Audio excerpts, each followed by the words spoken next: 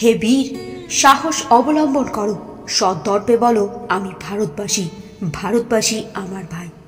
এ বাণী মৃতপ্রায় জাতিকে যিনি শুনিয়েছিলেন তিনি ভারতের আত্মার মূর্ত প্রতীক বীর সন্ন্যাসী স্বামী বিবেকানন্দ, যিনি ঠাকুর রামকৃষ্ণদেবের অন্যতম শিষ্য। ভারতের গৌরব সূর্য, যার আলোক ছটায় সমগ্র ভারত তথা পৃথিবী আলোকিত, তিনি স্বামী বিবেকানন্দ। আর আজ 12ই জানুয়ারি, অর্থাৎ স্বামী বিবেকানন্দের জন্মদিন। আসুন আজকের এই দিনে জানি স্বামীজির কথা। নমস্কার, আমি পল্লবী। ইতিবৃত্তে সকলকে জানাই স্বাগত। স্বামী বিবেকানন্দ 1863 সালের 12ই জানুয়ারি মকর সংক্রান্তি উৎসবের দিন উত্তর কলকাতার সিমলা অঞ্চলের দত্ত পরিবারে জন্মগ্রহণ করেন। তার মাতা ছিলেন ভুবনেশ্বরী দেবী এবং পিতা বিশ্বনাথ দত্ত, যিনি পেশায় কলকাতার উচ্চ আদালতের একজন আইনজীবী ছিলেন। স্বামী বিবেকানন্দের বাল্য কাহিনী থেকে জানা যায় তার পিতৃপ্রদত্ত নাম ছিল নরেন্দ্রনাথ দত্ত, যদিও ডাক নাম ছিল বীরেশ্বর, বিলে এবং নরেন। ছেলেবেলায় বিবেকানন্দ দুরন্ত ছিলেন। মাঝে মাঝে তার পিতামাতার পক্ষে তাকে সামলানো দুঃসাধ্য হয়ে উঠত। তবে ছেলেবেলা থেকেই আধ্যাত্মিকতার দিকেও নরেনের আগ্রহ ফুটে উঠত। এই সময় তিনি বিভিন্ন দেবতার মূর্তির সামনে প্রায়শই ধ্যানে বসতেন এবং সাধু সন্ন্যাসীদের প্রতিও তার বিশেষ আগ্রহ ছিল। শিক্ষা জীবন। 1871 খ্রিস্টাব্দে নরেন বিদ্যাসাগরের মেট্রোপলিটন ইনস্টিটিউশনে ভর্তি হন এবং 1879 সালে তিনি প্রেসিডেন্সি কলেজের প্রবেশিকা পরীক্ষায় প্রথম বিভাগে উত্তীর্ণ হন। এরপর স্কটিশ চার্চ কলেজ থেকে 1884 খ্রিস্টাব্দে দর্শন নিয়ে স্নাতক ডিগ্রি অর্জন করেন তিনি। এই সময় তিনি স্পেন্সারের এডুকেশন বইটি বাংলায় অনুবাদ করেছিলেন। সে সময় তিনি পাশ্চাত্য দার্শনিকদের রচনাবলী পড়ার সঙ্গে সঙ্গে সংস্কৃত ধর্মগ্রন্থ ও বাংলা সাহিত্য নিয়েও চর্চা করতেন। এরপর অবশ্য আইন পড়ার সময় তার পিতার মৃত্যু হওয়ায় তার শেষ করা হয়নি। জানা যায় ছোট থেকেই তার বই পড়ার এক অদম্য নেশা ছিল। দর্শন, ধর্ম, ইতিহাস, সমাজবিজ্ঞান, শিল্পকলা ও সাহিত্য বিষয়ে বই পড়া তার বিশেষ আগ্রহ ছিল। এছাড়াও বেদ, উপনিষদ, রামায়ণ, মহাভারত, পুরাণ প্রভৃতি হিন্দু ধর্মগ্রন্থ পাঠেও তার আগ্রহ ছিল। এছাড়া তিনি শাস্ত্রীয় সঙ্গীতের তালিম নিতেন এবং নিয়মিত খেলাধুলা ও সমাজ সেবামূলক কাজকর্মে অংশ নিতেন। আধ্যাত্মিক শিক্ষানবিশ ও ব্রাহ্ম সমাজের প্রভাব। 1880 খ্রিস্টাব্দে নরেন কেশবচন্দ্র সেনের নববিধানের সদস্য হয়েছিলেন এবং নরেন 20 বছর বয়সে কেশবচন্দ্র ও দেবেন্দ্রনাথ ঠাকুরের ব্রাহ্ম সমাজের সদস্য হন। এ সময় নরেন পাশ্চাত্য ধর্মবিশ্বাস এসোটেরিসিজমের সঙ্গে পরিচিত হয়ে উঠেছিলেন এবং তার প্রারম্ভিক ধর্মবিশ্বাস ব্রাহ্ম ধারণার আদলে গড়ে উঠেছিল। জানা যায় এই সময় তিনি নিরাকার ঈশ্বরে বিশ্বাসী হন এবং পৌত্তলিকতার সমালোচকে পরিণত হন এবং দৃঢ়ভাবে উপনিষদ ও বেদান্তের যৌতিকীকরণ, মসৃণ একেশ্বরবাদী ধর্মতত্ত্ব নির্বাচনী ও আধুনিক পঠন নির্ধারণ করেছিলেন। রামকৃষ্ণদেবের সান্নিধ্য লাভ। 1861 খ্রিস্টাব্দে নরেন্দ্রনাথ প্রথম রামকৃষ্ণদেবের সাক্ষাৎ পান। জানা যায় নরেন রামকৃষ্ণদেবের কথা প্রথম শোনেন স্কটিশ চার্চ কলেজে পড়ার সময়। অধ্যাপক উইলিয়াম হেস্টি একটি সাহিত্যের ক্লাসে উইলিয়াম ওয়ার্ডসওয়ার্থের দ্য এক্সকারশন কবিতাটি পড়ানোর সময় রামকৃষ্ণদেবের কথা বলেছিলেন। এই সময় নরেন সহ কয়েকজন ছাত্র রামকৃষ্ণদেবকে দেখতে আগ্রহী হয়ে ওঠেন। রামচন্দ্র দত্ত একবার নরেনকে সুরেন্দ্রনাথ মিত্রের বাড়ি নিয়ে যান। সেখানে রামকৃষ্ণদেবকে ধর্মোপদেশ দানের জন্য নিমন্ত্রণ জানানো হয়েছিল। এই সাক্ষাৎকারে রামকৃষ্ণদেব তরুণ নরেন্দ্রনাথকে একটি গান গাইতে বলেন, আর নরেন্দ্রনাথের সঙ্গীত প্রতিভায় মুগ্ধ হয়ে রামকৃষ্ণদেব তাকে দক্ষিণেশ্বরে আসার নিমন্ত্রণ জানান। এরপর 1881 খ্রিস্টাব্দের শেষের দিকে অথবা 1882 খ্রিস্টাব্দের প্রথম দিকে দুইজন বন্ধুকে সঙ্গে নিয়ে নরেন দক্ষিণেশ্বরে আসেন রামকৃষ্ণ পরমহংসদেবের সঙ্গে সাক্ষাৎ করতে। এই সাক্ষাৎ নরেন্দ্রনাথের জীবনে একটি বিশেষ গুরুত্বপূর্ণ ঘটনা। সাক্ষাৎকার প্রসঙ্গে নরেন্দ্রনাথ বলেছিলেন, তাহাকে একজন সাধারণ লোকের মতো বোধ হইল, কিছু অসাধারণত্ব দেখিলাম না। অতি সরল ভাষায় তিনি কথা কহিতেছিলেন। আমি ভাবলাম, এই ব্যক্তি কি একজন ধর্মাচার্য হইতে পারে? আমি সারা জীবন অপরকে যাহা জিজ্ঞাসা করিয়াছি তাহার নিকট গিয়াও তাহাকে সেই প্রশ্ন জিজ্ঞাসা করিলাম। মহাশয়, আপনি কি ঈশ্বর বিশ্বাস করেন? তিনি উত্তর দিলেন, হ্যাঁ মহাশয়। আপনি কি তাহার অস্তিত্বের প্রমাণ দিতে পারেন? হ্যাঁ। কি প্রমাণ? আমি তোমাকে যেমন আমার সম্মুখে দেখিয়াছি, তাহাকেও ঠিক সেই রূপ দেখি, বরং আরো স্পষ্টতর, আরো উজ্জ্বলতর রূপে দেখি। আমি একেবারে মুক্ত হইলাম।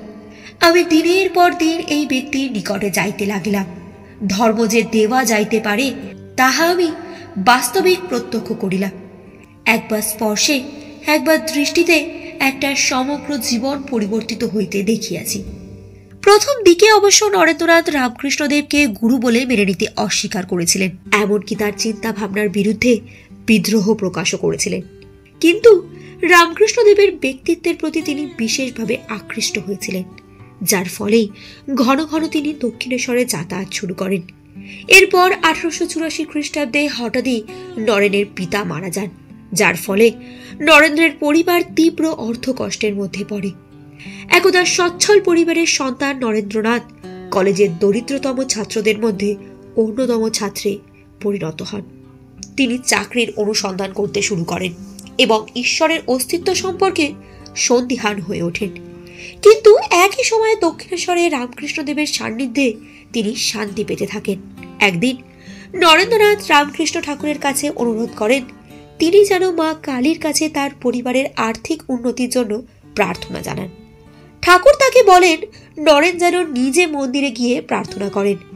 জানা যায় ঠাকুরের পরামর্শ মতোই নরেন 3 বার মন্দিরে যান, কিন্তু জাগতিক প্রয়োজনের জন্য প্রার্থনার পরিবর্তে তিনি জ্ঞান ও বিবেক বৈরাগ্যের প্রার্থনা করেন। এরপরই নরেন্দ্রনাথ ঈশ্বর উপলব্ধির জন্য সংসার ত্যাগ করতে মনস্থ করেন এবং ঠাকুর রামকৃষ্ণ পরমহংসদেবকে গুরু বলে মেনে নেন। আর এরপর 1855 খ্রিস্টাব্দে ঠাকুরের গলার ক্যান্সার ধরা পড়ে। তাকে চিকিৎসার প্রয়োজনেই প্রথমে উত্তর কলকাতার শ্যামপুকুর ও পরে কাশীপুরের বাগানবাড়িতে স্থানান্তরিত করা হয়। এই সময় নরেন সহ ঠাকুরের অন্যান্য শিষ্যগণ তার সেবা যত্ন করতেন, আর এই সময়েও নরেনের ধর্মশিক্ষা চলতে থাকে। কাশীপুরে নরেন নির্বিকল্প সমাধি লাভ করেন। নরেন ও অন্যান্য শিষ্য এই সময় ঠাকুরের কাছ থেকে সন্ন্যাস ও গৌরিক বস্ত্র লাভ করেন। এইভাবে রামকৃষ্ণ শিষ্য মণ্ডলীতে প্রথম সন্ন্যাসী সংঘ স্থাপিত হয়। মানব সেবায় ঈশ্বরের শ্রেষ্ঠ সাধনা। ঠাকুর এই শিক্ষাই দেন নরেনকে। তিনি নরেনকে তার অন্যান্য সন্ন্যাসী শিষ্যদের দেখভাল করতেও বলেন এবং তাকেই সন্ন্যাসী সংঘের নেতা নির্বাচিত করেন। কথিত আছে শ্রী রামকৃষ্ণের অবতরত্ব নিয়ে বিবেকানন্দের মনে সন্দেহের উদ্রেক হলে শ্রী রামকৃষ্ণদেব ঘোষণা করেছিলেন, যে রাম, যে কৃষ্ণ, সেই ইদানিং এই শরীরে রামকৃষ্ণ। এরপর 1886 খ্রিস্টাব্দের 16 আগস্ট শেষ রাতে কাশীপুরে ঠাকুর রামকৃষ্ণ পরমহংসদেব প্রয়াত হন। রামকৃষ্ণদেবের মৃত্যুর পর তার ভক্ত ও অনুরাগীরা তার শিষ্যদের সাহায্য করা বন্ধ করে দেন। এ সময় বাড়ি ভাড়ার টাকা জোগাড় করতে না পারায় নরেন ও অন্যান্য শিষ্যরা বসবাসের জন্য উত্তর কলকাতার বরাহনগর অঞ্চলে একটি ভাঙা বাড়িতেই নতুন মঠ প্রতিষ্ঠা করার সিদ্ধান্ত নেন। জানা যায় মাধুকুরি করেই এই বাড়ি ভাড়ার টাকা জোগাড় করা হতো, আর বরাহনগরের মঠটিই হল রামকৃষ্ণ মঠের প্রথম ভবন। সন্ন্যাস গ্রহণ। জানা যায় বড়দিনের পূর্ব সন্ধ্যায় নরেন্দ্রনাথ ও 8 জন শিষ্য হুগলি জেলার আটপুর গ্রামে আনুষ্ঠানিকভাবে সন্ন্যাস গ্রহণ করেন। তারা রামকৃষ্ণদেবের মতো করেই জীবনযাপনের সিদ্ধান্ত নেন। নরেন্দ্রনাথ গ্রহণ করেন স্বামী বিবিদিশানন্দ নাম। তবে শিকাগো যাওয়ার পথে তিনি বিবেকানন্দ ছদ্মনামটি গ্রহণ করেছিলেন, আর পরবর্তীকালে এই নামটি সর্বাধিক প্রচারিত হয়। পরিব্রাজক বিবেকানন্দ। এরপর স্বামী বিবেকানন্দ ভারত পর্যটনে বেরিয়ে পরিক্রমা করলেন হিমালয় থেকে কন্যাকুমারী। মিশলেন হিন্দু, মুসলিম, চণ্ডাল সাধারণ মানুষের সঙ্গে। অনুভব করলেন নির্যাতিত মানুষের হৃদয়ের যন্ত্রণা। তিনি উপলব্ধি করেছিলেন মানুষের মধ্যেই ভগবান বাস করেন। তাই তিনি বলেন, জীবে প্রেম করে যেই জন, সেই জন সেবিছে ঈশ্বর। তার ধর্ম সাধনার মূল কথা ছিল মানব মুক্তির সাধনা। তিনি বেদান্তের সমুদ্র মন্থন করে প্রচার করলেন বৈদান্তিক সাম্যবাদ। এই সাম্যবাদ শ্রেণীহীন, বর্ণহীন সমাজ প্রতিষ্ঠার সোপান। সবার উপরে মানুষ সত্য তাহার উপরে নাই। শিকাগোর মহাধর্ম সম্মেলনে স্বামীজি। 1893 খ্রিস্টাব্দে আমেরিকার শিকাগো শহরে মহাধর্ম সম্মেলনে বক্তৃতা দেওয়ার জন্য আহ্বান পান তিনি। গেরুয়া পোশাক পরিধান ও সন্ন্যাসীর বেশে তিনি পৌঁছান শিকাগো শহরে। ধর্মসভার মঞ্চে উঠে শ্রোতাবর্গকে সম্বোধন করেন আমেরিকাবাসী ভাই ও বোনেরা। মুহূর্তে উচ্ছ্বসিত করতালির ধ্বনিতে অভিনন্দিত হলেন প্রাচ্যের এই বীর সন্ন্যাসী। তিনি বলেন, আধ্যাত্মিকতা পবিত্রতা কোনো ধর্ম সম্প্রদায়ের একচেটিয়া নয়। তিনি আরও বলেন সামঞ্জস্য ও শান্তির কথা। প্রশংসা মুখর হন শ্রোতা মণ্ডলীরা। এরপর স্বামীজি আমেরিকা ও ইংল্যান্ডের নানান স্থানে বেদান্ত দর্শন ব্যাখ্যা করে বেড়ান। অনেকেই তার শিষ্যত্ব গ্রহণ করেন, আর তাদের মধ্যেই অন্যতমা হলেন ভগিনী নিবেদিতা। রামকৃষ্ণ মঠ ও মিশনের প্রতিষ্ঠা। 1896 খ্রিস্টাব্দে স্বামীজি স্বদেশে ফিরে ভারতবাসীকে নবজীবনের আদর্শে অনুপ্রাণিত ও আত্মশক্তিতে বলীয়ান করার ব্রত নিয়ে গড়ে তুললেন একদল আদর্শ সন্ন্যাসী। আর 1897 খ্রিস্টাব্দের 1 মে কলকাতায় বিবেকানন্দ প্রতিষ্ঠা করেন ধর্মপ্রচারের জন্য সংগঠন রামকৃষ্ণ মঠ এবং সামাজিক কাজের জন্য রামকৃষ্ণ মিশন। এটি ছিল শিক্ষামূলক, সাংস্কৃতিক, চিকিৎসা সংক্রান্ত এবং দাতব্য কাজের মাধ্যমে জনগণকে সাহায্য করার এক সামাজিক ধর্মীয় আন্দোলনের প্রারম্ভ।